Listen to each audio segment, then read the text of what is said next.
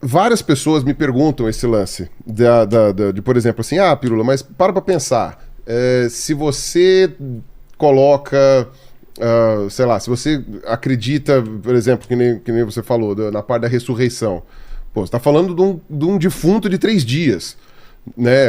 Qualquer pessoa que já tenha sido obrigado a ver um corpo morto de 3 dias sabe que aquilo ali não é agradável, aquilo lá não é gostoso e que, a menos que você tenha colocado num freezer muito bom, o negócio não tá novão.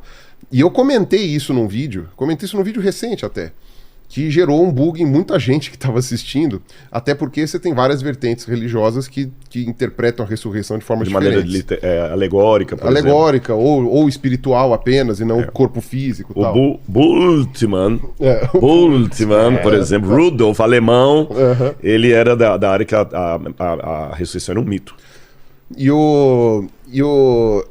E aí, eu cheguei e falei assim, para você ser cristão de fato, você tem que acreditar que Jesus ressuscitou de fato.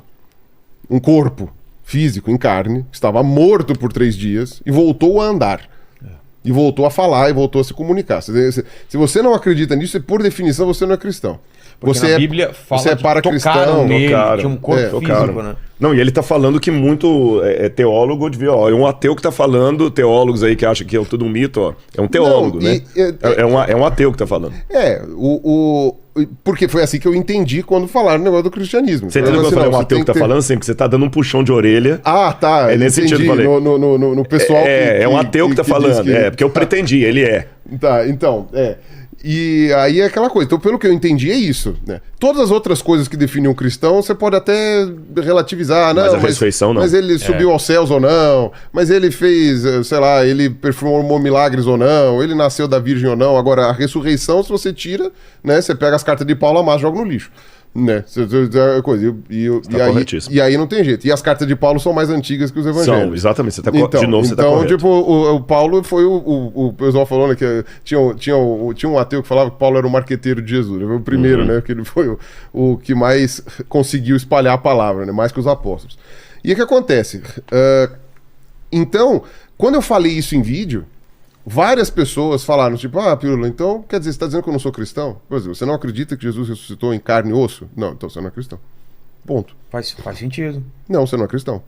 Eu falei assim, mas eu gosto... isso é o que muda a perspectiva toda. Exato. Não, Paulo fala exatamente o que ele está falando. Ele está citando Paulo aqui, eu vou pedir licença para citar Paulo. Paulo fala o seguinte, se Cristo não ressuscitou, é vã a nossa fé. Ponto. Apóstolo Paulo. Agora, o que acontece? O ponto é, muitas pessoas seguem Jesus ou dizem que são cristãs pelos ensinamentos.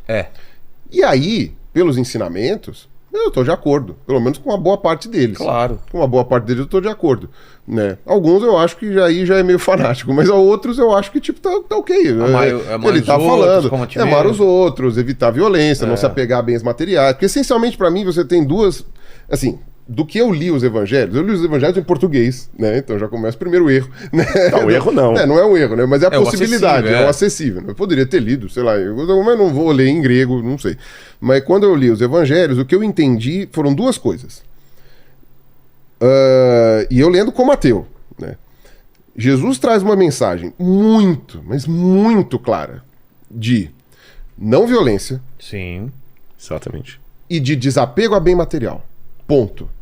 E é essencialmente esses os caminhos. Eu falei assim, o que eu entendi quando ele fala me seguir, é me seguir nos meus ensinamentos. E ele fala assim, meus ensinamentos é o quê? Não se apega aos bens materiais, porque o que é importante não está aqui. O que é importante não está no material. E não seja violento. E aceite as coisas que aparecem e assim... mas tem a parte dos vendilhões do templo. A parte dos vendilhões do templo... Que é a parte que Jesus perde a cabeça, né? Que ele começa a coisa. Veio lá. Essa não é tradição. Essa daí era o templo. Esse é X. Esse é o templo. É mesmo? É o lugar mesmo. É o lugar ali, 90% de certeza. Então, a parte dos vendilhões do templo, até teve gente que falou, assim, eu comentei que num vídeo meu, que eu falei que invadir templos e igrejas é errado. Né? É engraçado que a gente ser obrigado a falar isso, né? Não é errado, não invada a igreja, o templo, o terreiro do amiguinho, não invada, né? Não faça, não quebre tudo, não ponha fogo nessas coisas. Tem que falar isso, né? Eu sou obrigado a ter que falar, não faça isso. E aí a pessoa falou, mas Jesus não quebrou as coisas no templo? Eu falei, bom, o anacronismo. Para começar, que Jesus, até onde eu entendi, ele não quebrou o templo. Exatamente. Ele tirou os caras que estavam vendendo coisa lá da frente. Exatamente. Né? E mesmo que ele tenha perdido a cabeça, a meu ver, isso não muda a mensagem de não violência. Não muda a mensagem de não violência. Mesmo quando ele fala aquele lance da espada lá, mas eu sou a espada, não pense que vim trazer a coisa, vim trazer a espada. Mas, vim trazer paz. Assim, isso daí eu interpreto de uma maneira meio que o Jesus falava com as alegorias dele e tal, não sei o quê, com as metáforas dele. Então o que eu entendi foi isso. Falei assim, desapego aos bens materiais. Essa é uma mensagem que pra mim ficou, assim, óbvio ululante. Pra mim, quem não entendeu, não leu. Ou eu não falo grego, vai ver que em grego é outra coisa. Mas em português eu li e falei assim, cara, desapego ao bem material, ponto, fim. E não violência. Isso que eu entendi da minha linguagem. Cara, é perfeitamente possível você seguir esses princípios sem ser cristão. Claro. Perfeitamente possível. Você chegar e falar assim, não, eu acho que não sei o quê. Inclusive, em boa parte, eu diria que, sei lá, uns 60%, 70% eu sigo isso daí. Eu sou uma pessoa não violenta, evito violência em vários aspectos, né? Tirando quando não tem muito como faltar, ou quando eu sou meio burro, e também, né, desapego aos bens materiais. Ponto. Óbvio que eu não quero passar problema, quero conforto, mas também não vou ficar gostando tanto assim das coisas. Eu tenho apego a bens emocionais. Isso eu tenho. Por exemplo? Tipo, por exemplo, esse copo é um copo qualquer.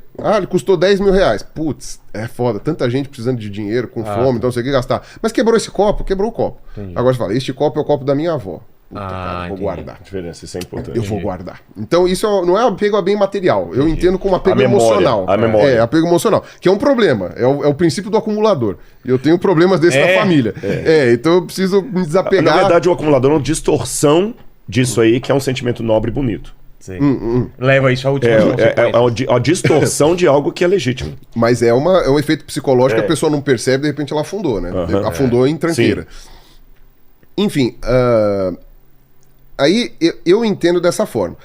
E quando eu falei que as pessoas precisavam acreditar na ressurreição, num morto aí voltando, mesmo. Aí a pessoa falou, mas eu sempre me considerei cristã. Por exemplo, você pode ser uma pessoa que segue o ensinamento de Jesus. Se você não acredita que o defunto levantou e andou e ficou, não lembro agora quantos dias aqui... Você é um admirador dos ensinos de Jesus. Exato, mas você não é cristão. Cara, muita gente bugou. Muita gente que nos meus comentários falou... Mas Pirula, não sei o quê. Vir do Pirula isso, e eu falei assim, mas o que eu tô mais bugado aqui não é do gente ter bugado. É que, olha que ironia.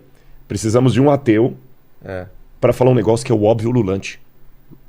Eu tô puxando a orelha dos crentes que estão me ouvindo. E quem não acredita na ressurreição literal não é cristão. Isso é o óbvio ululante. Isso é a base do evangelho. Mas, sabe, só dando um exemplo do que eu quero dizer de um ateu... Você sabe que pra mim, dar um prêmio Nobel pra Madre Teresa de Calcutá é uma... Só uma coisa, os caras aqui no chat agora já estão colocando que pirula é o caminho. É o caminho. Já mudou. Já mudou. Eu vou soltar, com esses cabelos vou soltar agora, o cabelo aqui, ó. Mas dar um prêmio Nobel pra Madre Teresa de Calcutá, pra mim, é algo pra entristecer, não é pra comemorar. Eu explico por quê. Qual é o ponto? Eu tenho alguns pontos, eu explico por quê. Não quero entrar no mérito da questão se ela era boa ou ruim. Não é esse o ponto, que eu sei que tem uma controvérsia disso. Vou pegá-la como a figura de alguém que fez a caridade. Que foi colocada, tá. Quem deveria fazer a caridade? Todos nós. Todos nós. Tá. Pra que você dá um prêmio Nobel pra uma pessoa? Porque ele fez algo fora da curva. Algo que ninguém está fazendo. Você não vai dar um prêmio Nobel de matemática pro cara que ensinou que 2 mais 2 é 4. Faz a tabuada. O cara tem que fazer um negócio da matemática que ninguém... Da biologia também, eu não sei quais são as categorias que tem. Se eles deram um prêmio Nobel pra Madre Teresa de Calcutá porque ela fez caridade, significa que o que era pra todo mundo fazer não está sendo feito. O dia que um faz... E destaca tanto que merece um prêmio Nobel. Caso... Isso pra mim... Não é algo para comemorar, é algo para poder me lamentar. Deveria ser tão normal a caridade que não seria um motivo que todo mundo tá fazendo. E eu diria mais. É nesse sentido que eu quis ilustrar. Sim, ela como sendo uma freira, não fez mais que obrigação. Não fez mais que obrigação. Porque se fosse uma pessoa laica, você pode falar, pô, ele poderia ter ficado lá em cima da mansão dele, mas ninguém mais resolveu fazer. Ela não tinha escolha. Ela não tinha escolha. A escolha dela era sair do sacerdócio. Ainda que a gente não vai entrar na discussão de se ela realmente fez ou não. Mas eu só quis colocar essa ilustração, se você entendeu. Sim. Por isso que eu fui irônico e falei assim: olha, precisou de um ateu vir à internet e falar o óbvio ululante. Você tá entendendo? O óbvio ululante que. Agora.